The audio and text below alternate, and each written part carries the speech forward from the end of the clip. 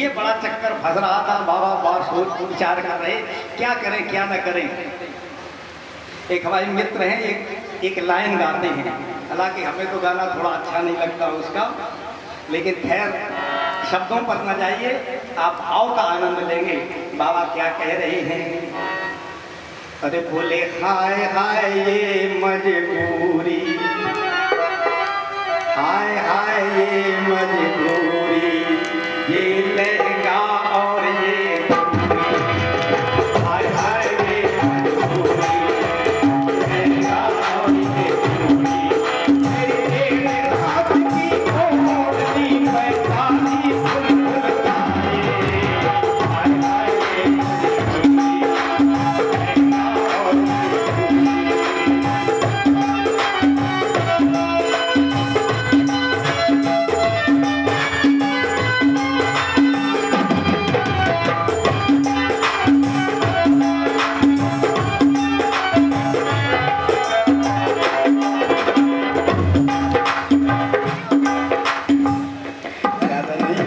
बाबा ने लड़ाई झगड़ा तो घर में कर लेंगे। यहाँ का नियम है जब तक दो लोग हाथ नहीं मिलाते तब तक भगवान नहीं आते। बाबा ने कहा मजबूरी है, हाथ मिलाया, भगवान बीच में आए और ऐसा सुंदर नृत्य हुआ है महाराज। फिरकी सी फिरे फिरकी फिरकी, गोपियाँ आनंदित है। रात्रि बीतने लगी, प्रातःकाल हुआ है। भगवान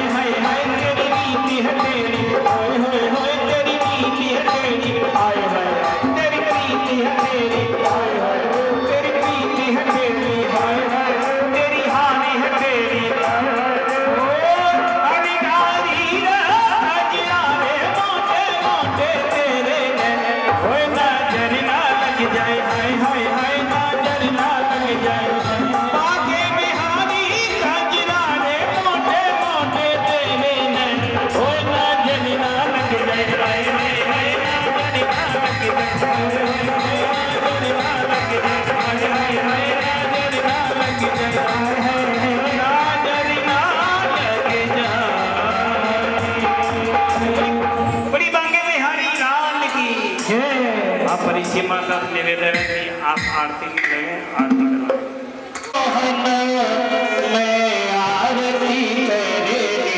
आई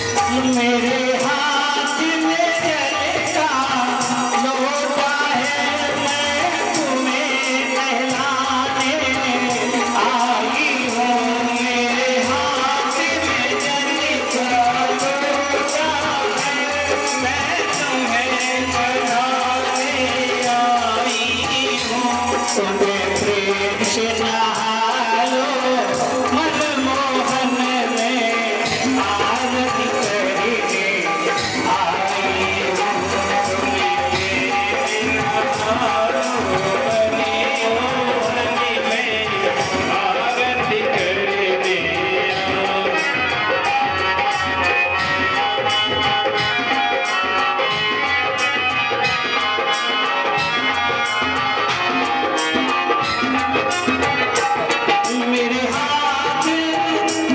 मेरे हाथ ये चंदन कटोरी है तिलक लगाने आई हूँ। मेरे हाथ में छोरी चंदन की मैं तुम्हें लगाने आई हूँ।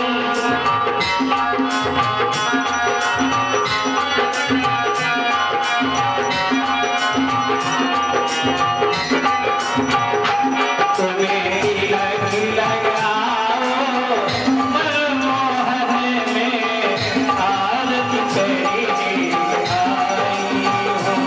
तुम्हें तिलक लगाओ मनमोहन में आरती करने आई हूँ। मैं आरती करने आई हूँ। मैं तुम्हें मनाने आई हूँ। मैं आरती करने आई हूँ। मैं तुम्हें मनाने आई हूँ। जरा बंसी बजा दो मनमोहन में आरती करने आई हूँ। जरा बंसी बजा दो मनमोहन में आरती करने आई हूँ। जरा बंसी बजा दो मनमोहन में आरती करने आई हूँ। मैं आरती करने आई हूँ। मैं आरती करने आई हूँ। मैं तुम्हें मनाने आई हूँ। मैं आरती करने आई हूँ। मैं तुम्हें मनाने आई हूँ। जरा बंसी बजाओ मनमोहन में आरती करने आई हूँ। जरा बंसी बजा दो मनमोहन में तुम्हें मनाने आई हूँ। तुम्हें मनाने आई हूँ।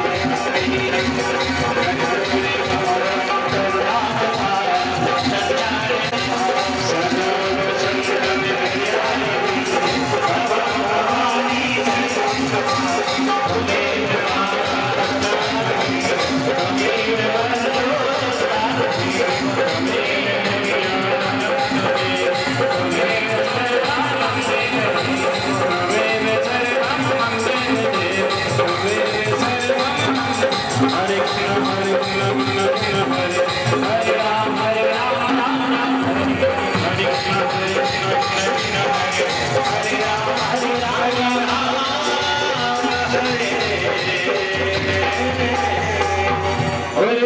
कहने लगा, सभा देख रही थी कि सब माधव का मुख देख रहे, पर मन मोहन मुस्काते हैं। सब मोहन का मुख देख रहे, पर मन मोहन मुस्काते जाते हैं। वचनों पर कुछ कहने बनाते जाते हैं। वचनों पर कुछ बनाते जाते हैं।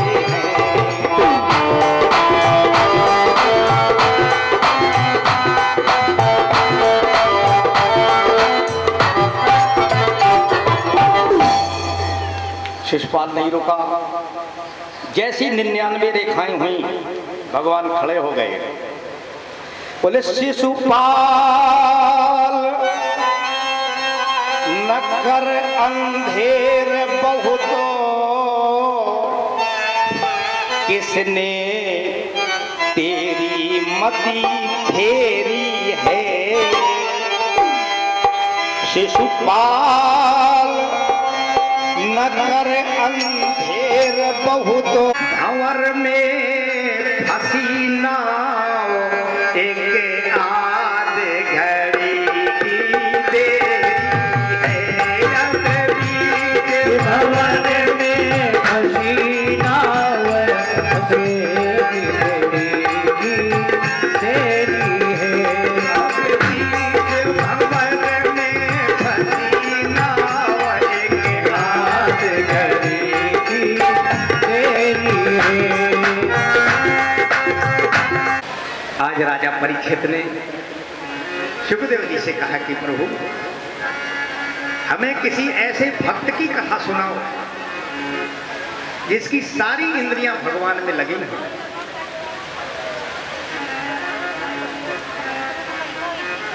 सूत जी कहते ऋषियों, बोले विष्णु राते संप्रष्टो भगवान बादरायणी वासुदेवे भगवती निमग्न हृदयो ब्रवीत। डूब गए सुखदेव जी, निमग्न हृदय होकर के वाणी निकली। जरा ध्यान देना, प्रश्न क्या है? किसी भक्त की कथा सुनाओ जिसकी सारी इंद्रियां भगवान में लगी हों।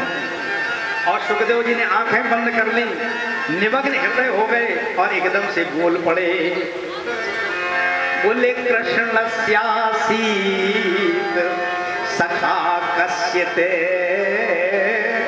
और ब्राह्मणो ब्रह्म विद्यमा विरक्त इंद्रियार्थेषु प्रशांतात्मा जितेन्द्रिया। सुनो, चाहो तो मोबाइल लगा दो। अभी तक जो लोग सुदामा जी के चरित्र को जिस प्रकार से उपस्थित करते हैं बड़ा दर्द होता है। आइए सुदामा क्या है जरा समझने का प्रयास करो। सुखदेव जी कह रहे राजन, नहीं तो बाद में रख लेना, आप लोग अपने पास ही रखो ना।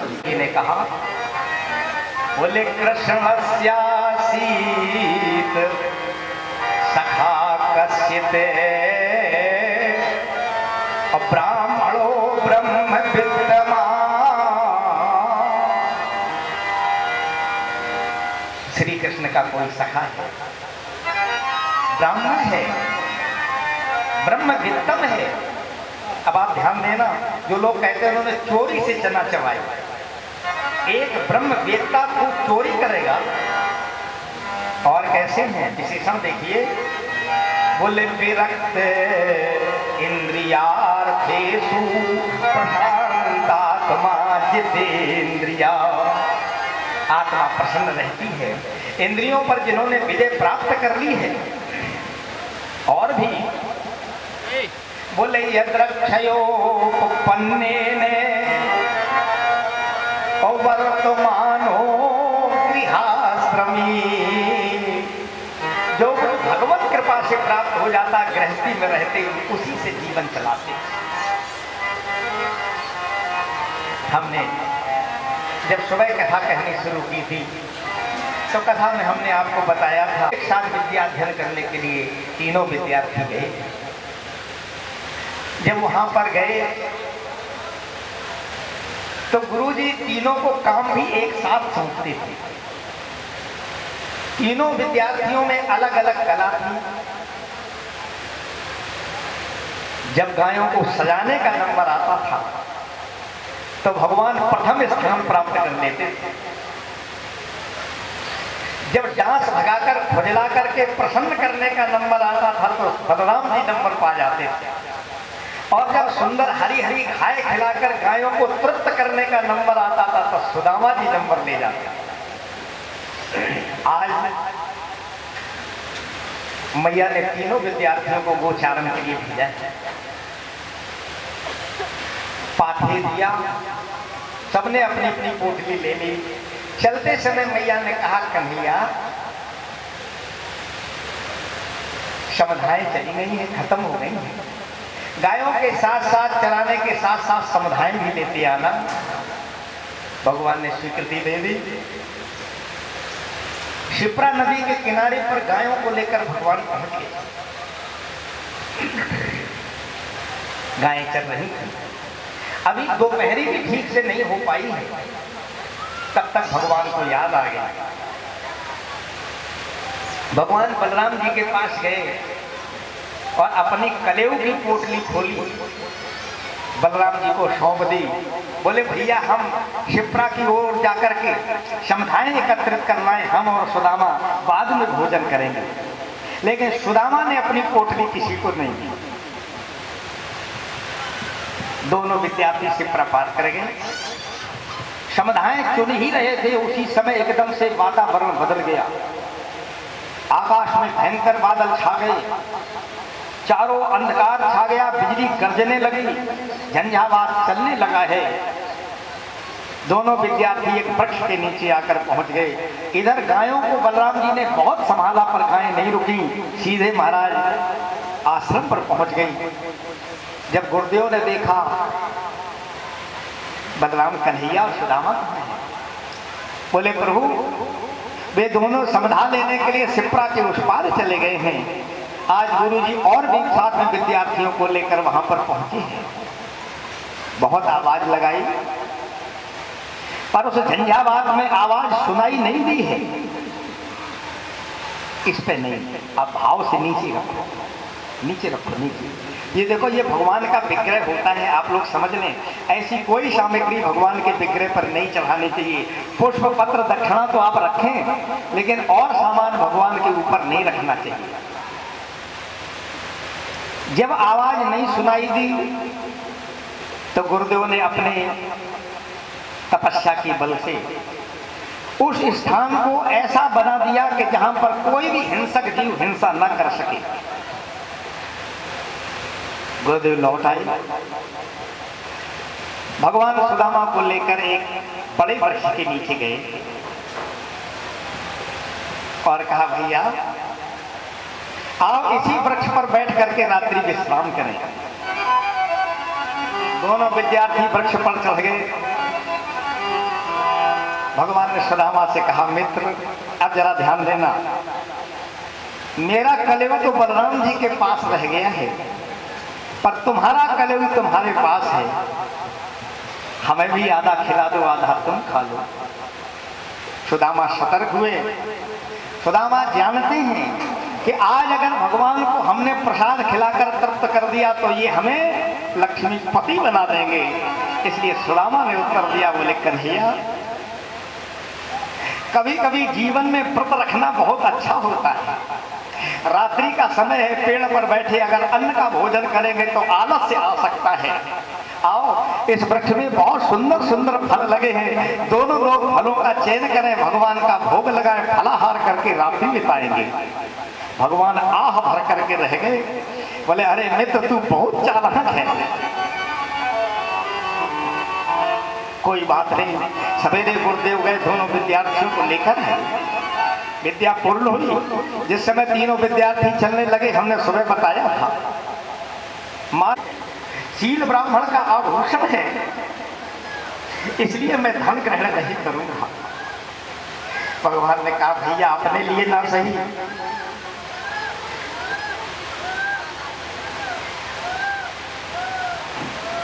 क्या हो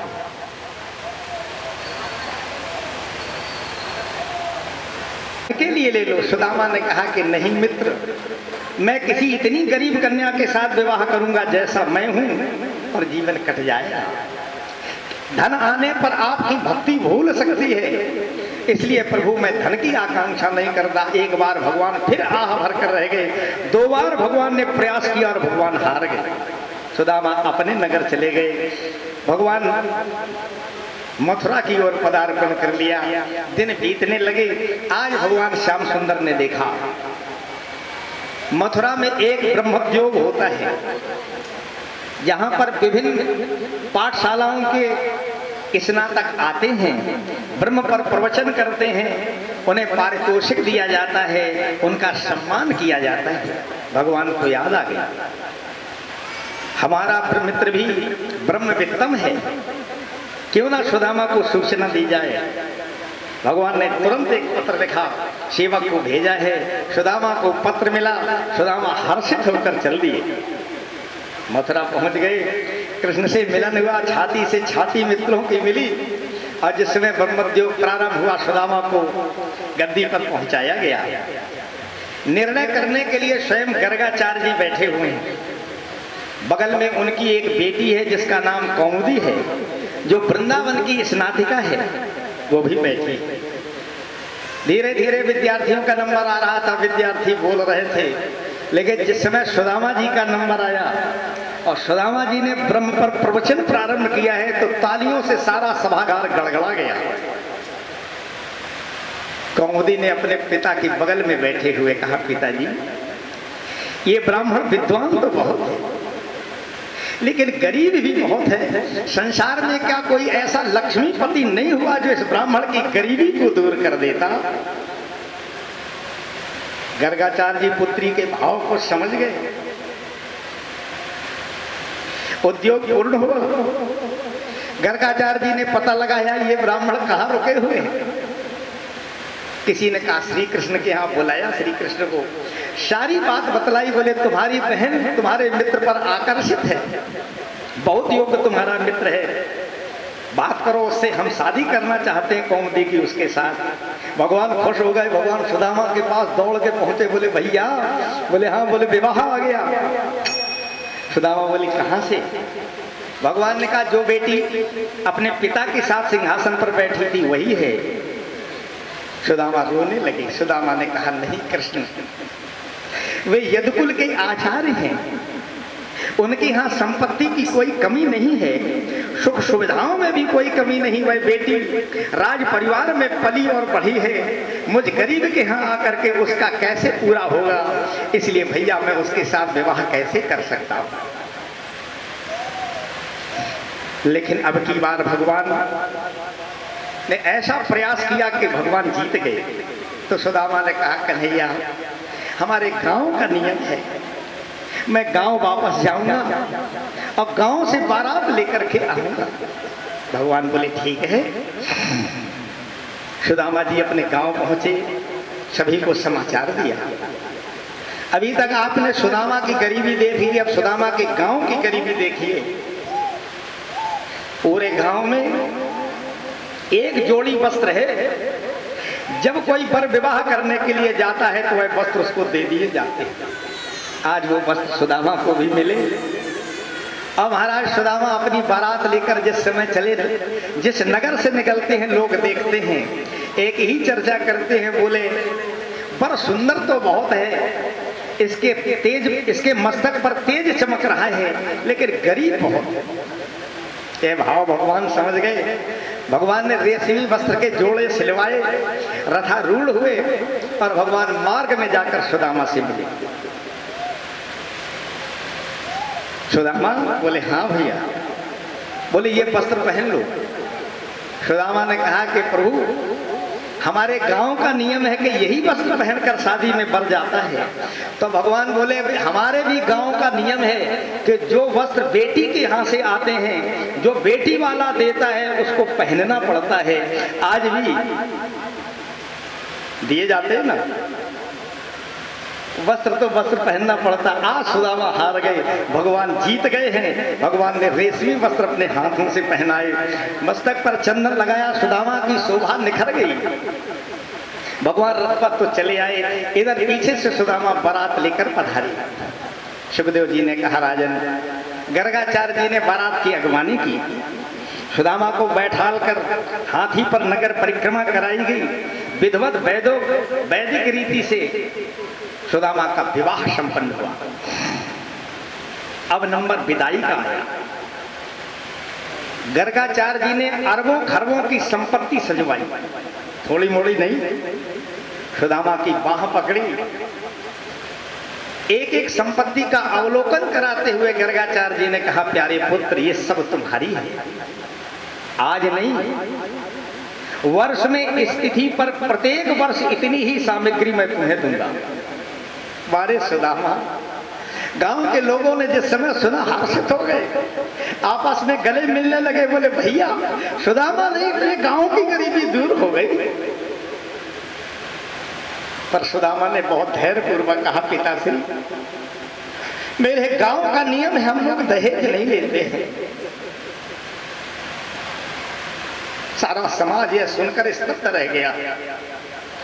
गर्गाचार्य जी ने बहुत प्रयास किया, पर सुदामा ने कहा नहीं नहीं, हम अपने गांव की परिपाटी को नहीं बदल सकते, अपने समाज के नियमों को नहीं तोड़ सकते, भारतीय संस्कृति को हम समाप्त नहीं कर सकते, इसलिए संपत्ति हम ग्रहण नहीं करेंगे। बहुत कहा सुना गया तो सुदामा ने एक गाय स्वीकार की है। गाय, गांव के लोग आ भर कर रह गए, बोले भैया गरीबी दूर होते होते रह गई। विदा की अवसर आया, ये सूचना कौमुदी को भी प्राप्त हो गई। ये ब्राह्मण इतना हठी है, इसने एक पैसा भी नहीं दिया है, अब हमारा क्या होगा। सभी लोग मिलने के लिए जा रहे थे, भगवान श्याम सुंदर भी पहुंच गए। पालकी का उघार प्रभु ने उठाया, गर्दन अंदर की, कौमुदी ने दोनों भुजाओं को गर्दन में डाल दिया और कहा भैया हमारा क्या होगा। प्रभु भी रोने लगे। उन्होंने कहा मैंने अपने जीवन में 2 प्रयास किए, इस ब्राह्मण को धनपति बना दे, पर ये इतना जिद्दी और हठी है, मैं दोनों बार हार गया। पर तू चिंता मत कर, तू इसके घर में जा और बहन केवल और केवल तू एक बार इसे मेरी ओर भेज देना, इसको मांगने की आवश्यकता नहीं होगी, मैं इसकी पूर्णता को पूर्ण कर दूंगा। कौमुदी ने कहा कि भैया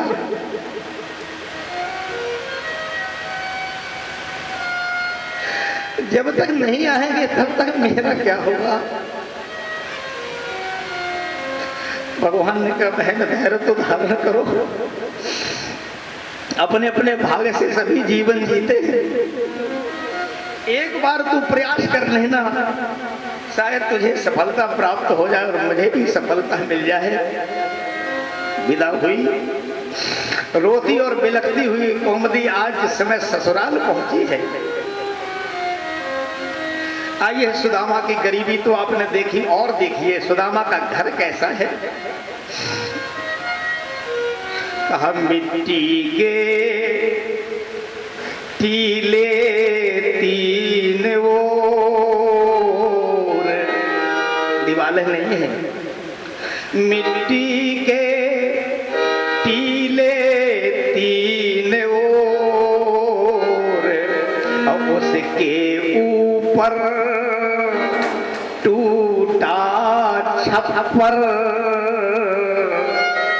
और टूटी खटिया थी एक ओर, उसे ओर धरा था एक घड़ा, स्त्री बैठी थी शोक धीर, और बच्चा रोता था पड़ा पड़ा, आवाज लगाता था कि रोटी दो रोटी दो, भूख लगी है माँ। रह रह कर यही पुकारते थे, और माँ मानो बहरी होती थी, अंतिम में वही हारते थे।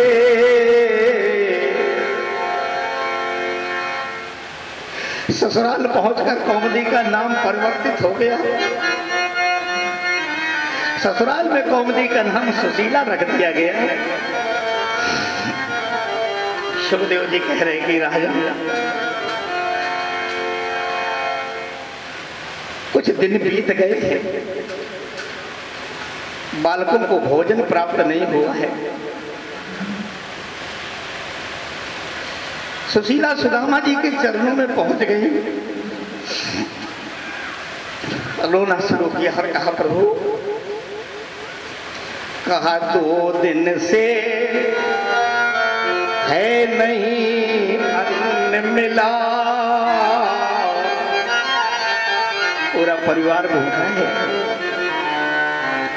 2 दिन से है नहीं अन्न मिला। सुदामा का उत्तर सुनिए।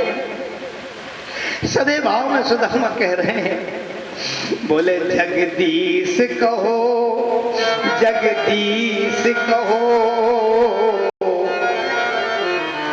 सुशीला कह रही 2 दिन से है नहीं अन्न मिला। सुदामा जी कहते जगदीश कहो, जगदीश कहो। सुशीला ने कहा कि प्रभु, मैंने अपने लिए जीवन में आपसे कभी कुछ मांगा नहीं है। कहा, मैंने तो जीवन में कदापि कोई वस्तु कभी ना चाही है, और हरि इच्छा से जो मिली नाथ, उसमें ही गुजरे निभाई है। पर ये बच्चे नहीं मानते हैं, ये बच्चे नहीं मानते हैं। सुदामा कह रहे जगदीश कहो, जगदीश कहो। सुशीला ने कहा कि प्रभु, आप तो किनारे बैठकर भजन करते रहते हैं, बच्चे अपनी पीड़ा माँ के पास लाते हैं। हर गृहस्थ के यहाँ 15 दिन में एक बार एकादशी आती है, हमारे घर में तो रोज एकादशी होती है।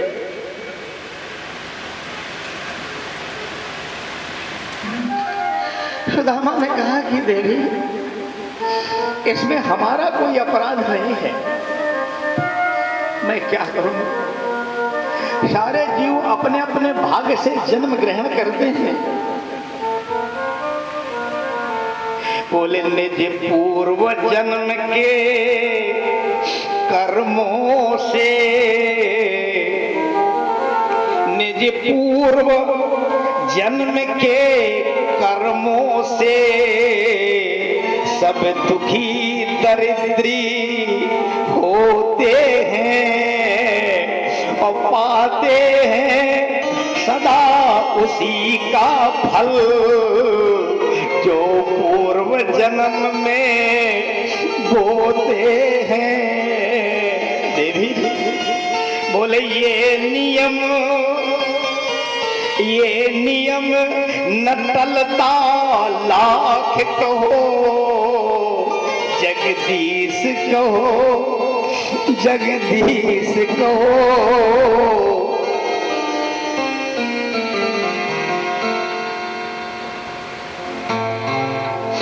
सुशीला रोते बिलखते सुदामा जी के समीप से लौट आई।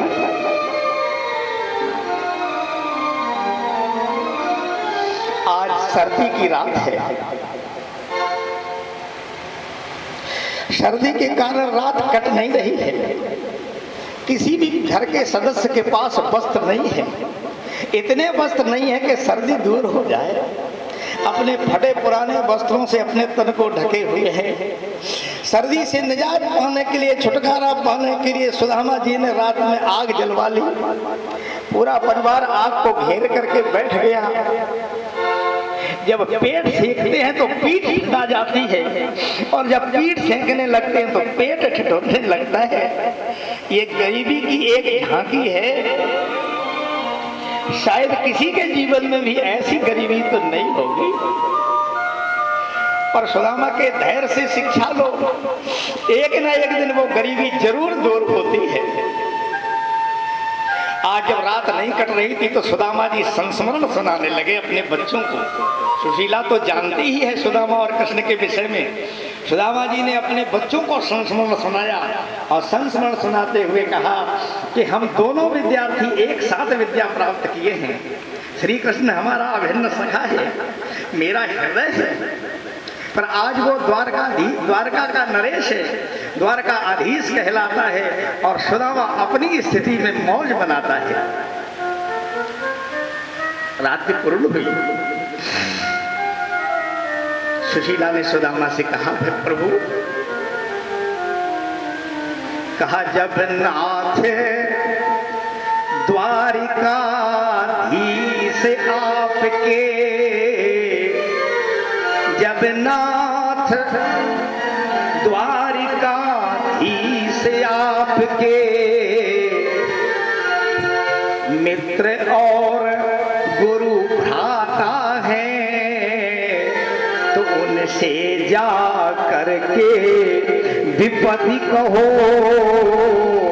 वे सुख संपत्ति के दाता हैं, वे निश्चय। सुशीला को याद आ गई भगवान की। भगवान ने कहा एक बार भेज देना। बोले वे निश्चय विपत्ति मिटाएंगे। सुदामा ने कहा जगदीश कहो, जगदीश कहो। सुशीला ने कहा नाथ, मैं हाथ जोड़ कर कहती हूँ कि इतना मेरा कहना मानो, और प्रभु जाओ द्वारिका एक बार, इसमें न जरा संशय मानो।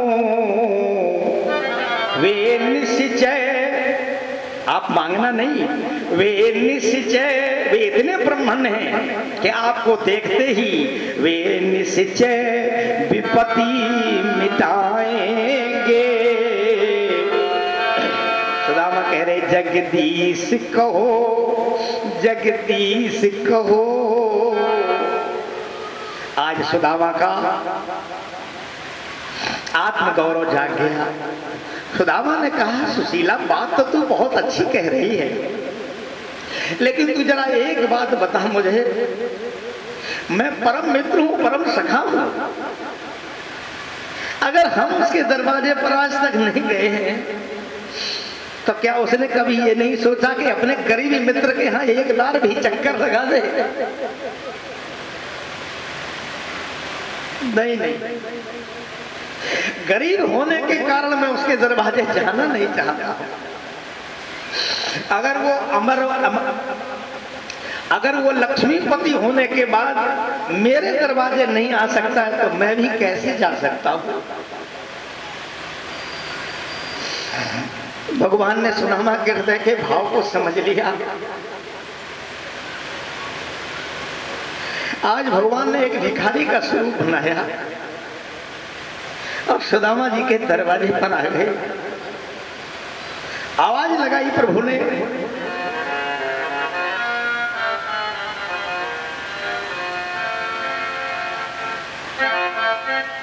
बोले भिक्षाम में पथिकाय देहि सुभगे।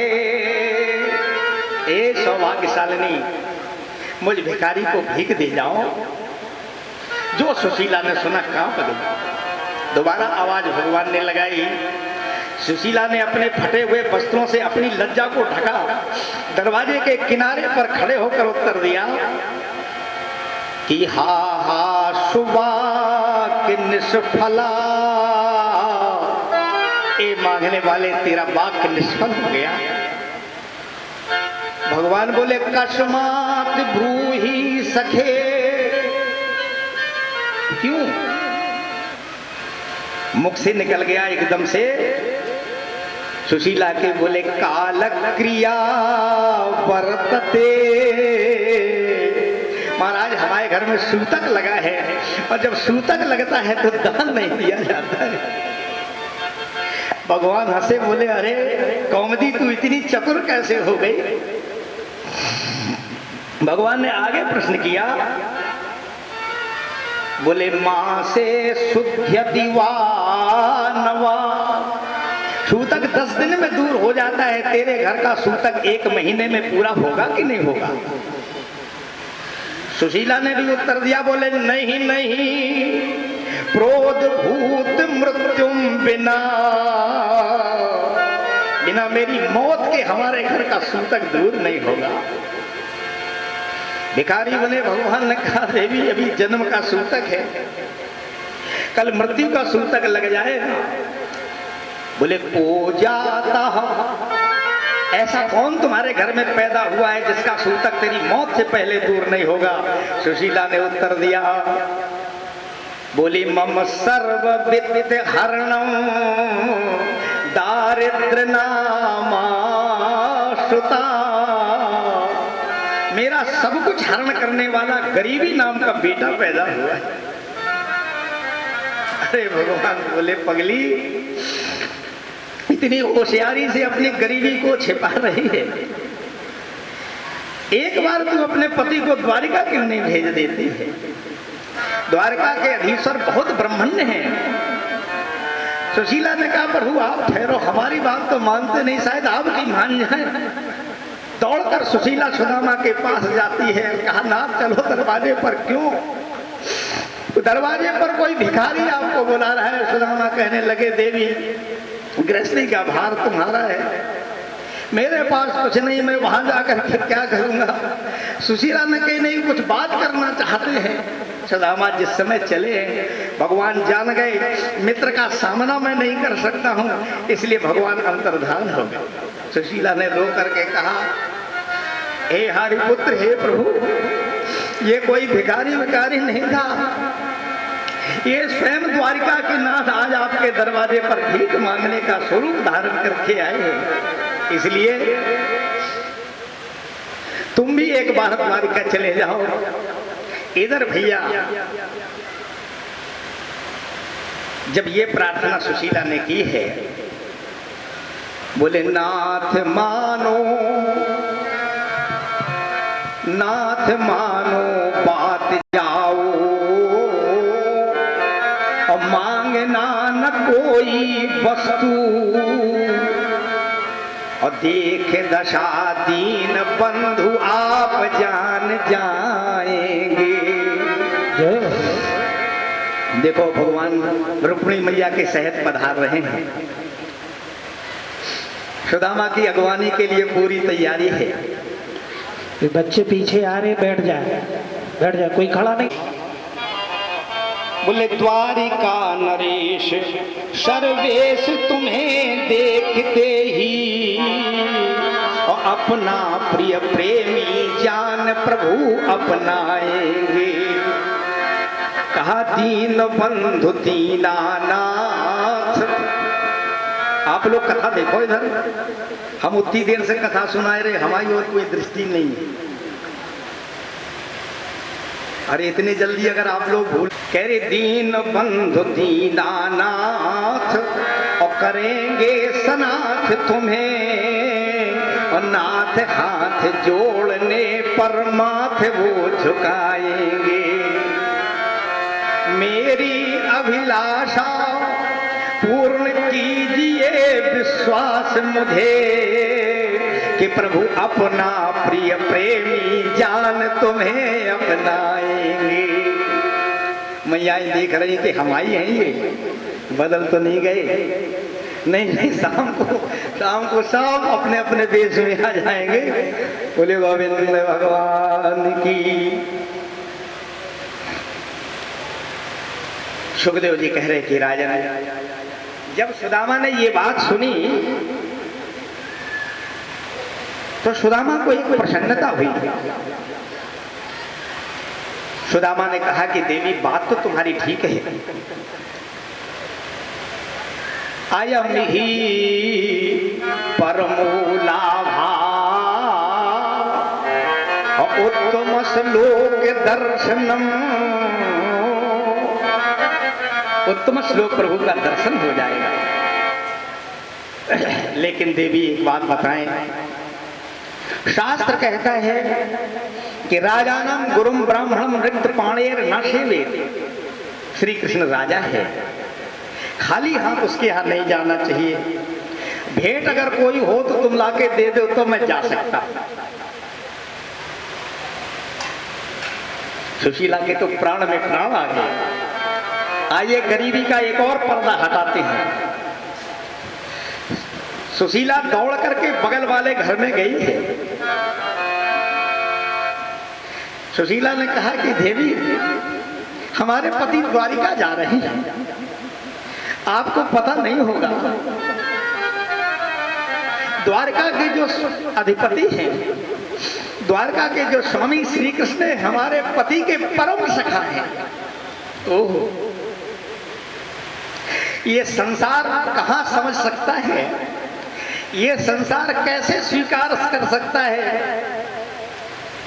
कि भगवान का कोई इतना गरीब इतना परम मित्र हो सकता है। विश्वास नहीं आया। उपहास किया लोगों ने। तो सुशीला ने कहा बहन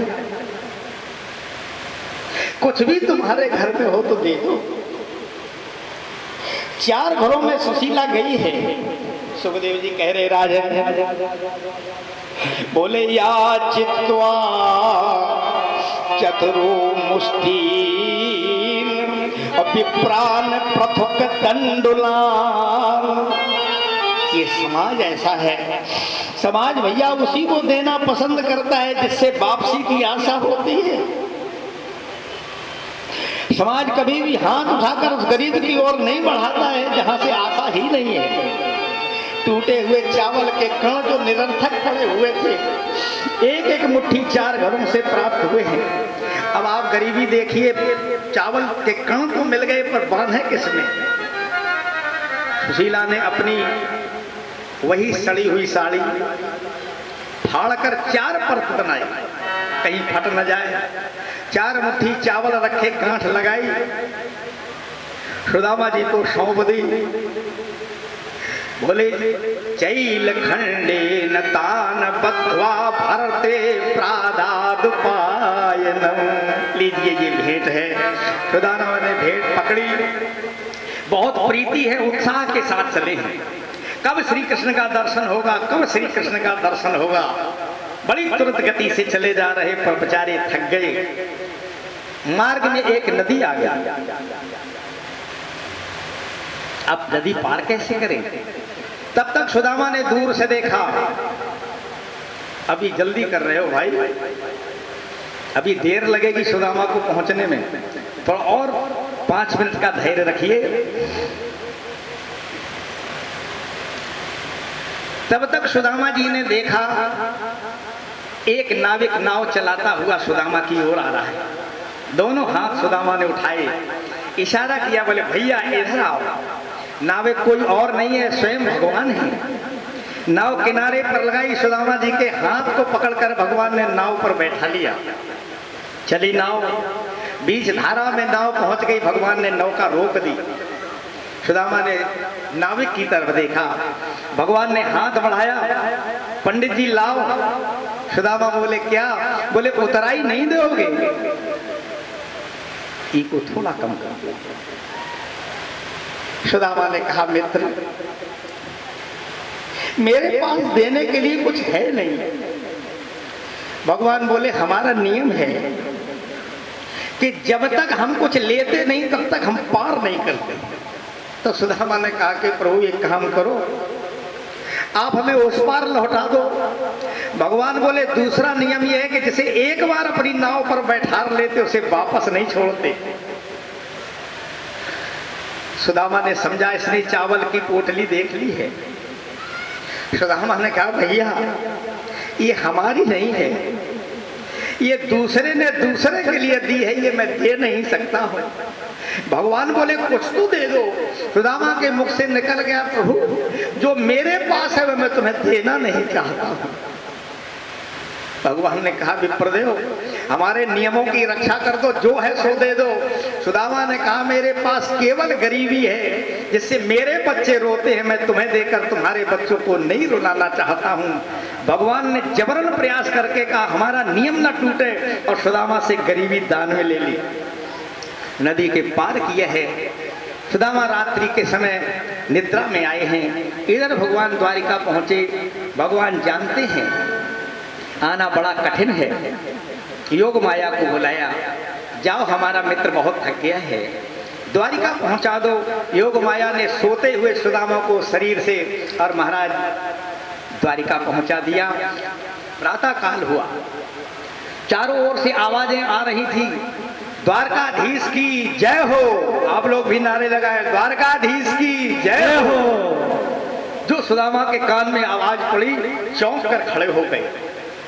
चारों तरफ स्वर्ण कलश, इतने सुंदर स्वर्ण के मंदिर देखे, इतने मकान देखे, हतप्रभ हो गए।